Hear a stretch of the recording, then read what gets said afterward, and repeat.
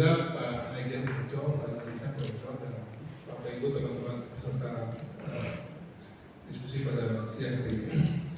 Pertama tentu kita bersyukur ya bahwa kali ini anggaran kesehatan kita itu kalau kita lihat benar-benar mencoba untuk menjawab berbagai kebutuhan, menjawab berbagai catatan yang sudah diberikan oleh banyak pihak, terutama kami dari Komisi 9.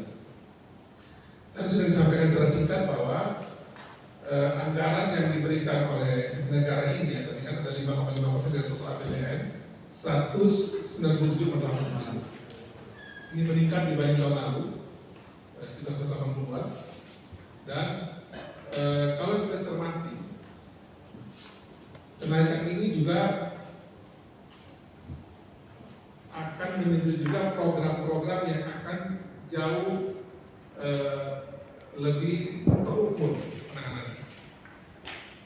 Kami baru menyelesaikan, tahun lalu itu baru menyelesaikan Undang-Undang Kesehatan nomor 17 tahun 2023. Di Undang-Undang Kesehatan ini kita merubah paradigma kesehatan dari mengurus orang sakit atau kita mengurus semua aspek kuratif dan aspek rehabilitatif saja atau dominan di situ. Kali ini tuh kita ingin tarik bahwa paradigma kesehatan tanah air itu menjadi dominannya itu promotif dan preventif. Nah, karena ini menjadi sebuah perubahan paradigma kesehatan di tanah air, tentunya juga anggaran kesehatan yang ada ini itu penting juga untuk kita geser menuju ke arah sana.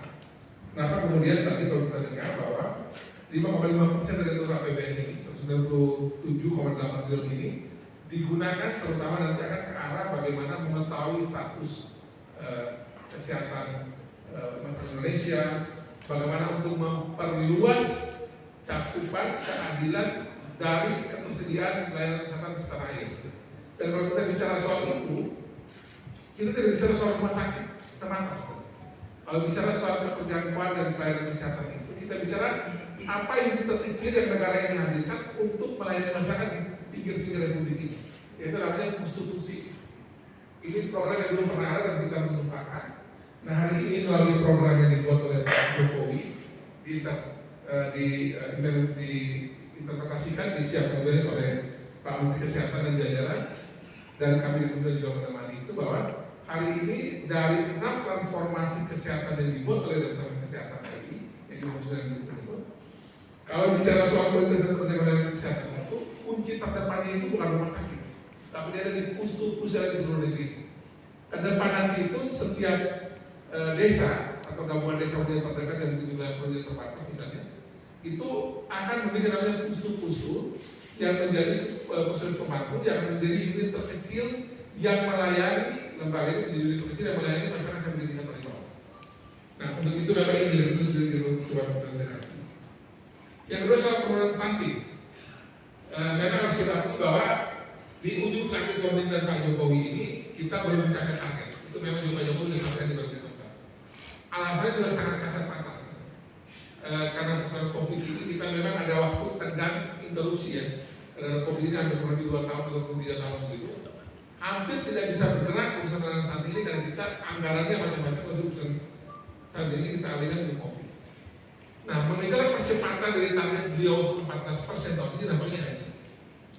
Dan memang salah satu yang paling rumit dari urusan kegiatan saat ini adalah kita punya cara mengukur yang berbeda satu republik ini. Nah, kalau cara mengukur kita sudah berbeda, kita tidak bisa punya angka yang standar terkait dengan soal ini. Nah, kemarin itu Menteri Kesehatan, Pak Presiden sudah mendukung agar kita punya standar hitung yang sama terhadap dalam soal stunting ini. Dan kita bersyukur karena namanya alat ukur timbang berat badan bayi itu sudah dibuat terstandarisasi dari mulai Aceh sampai Papua, dari Miangas sampai Pulau Rote di NTB itu, dengan namanya antropometer yang sudah dibagi di 300.000 kurang lebih posyandu seluruh ini. Dan melalui alat tersebut dapat saya lihat sudah mulai ada standarisasi perhitungan. Nah, cuma sekarang begini teman-teman, kami berkali-kali bilang sama Kemenkes dan BKKBN, yang namanya metode penghitungan stunting ini dibikin standar aja. Memang persoalan kita adalah kalau dia yang diukur itu bayi-bayi yang diukur itu timbang berat badan itu di bawah 90% misalnya, itu Kemenkes tidak mau pakai data EPPBGN. Dia punya pakai datanya survei. Logik juga memang. Bagaimana kita mempertanggungjawabkan data yang tidak bisa kita temukan itu disamakan dengan data survei? Itu tak mau. Nah, tapi kalau dia begitu di atas 90%, data EPPBGN itu baiknya baik Andi sendiri hitung itu bisa dipakai. Nah, ini adalah salah satu persoalan kita yang harus kita selesaikan terkait dengan hal tersebut.